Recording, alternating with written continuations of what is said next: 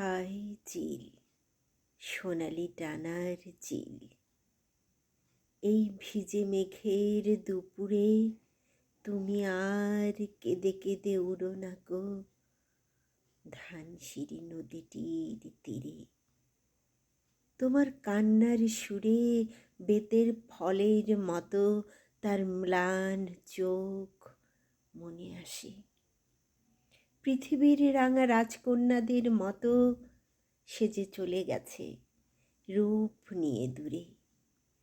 আবার তাহারে কেন ডেকে আনো? কে হায় হৃদয় খুঁড়ে বেদনা জাগাতে ভালোবাসে।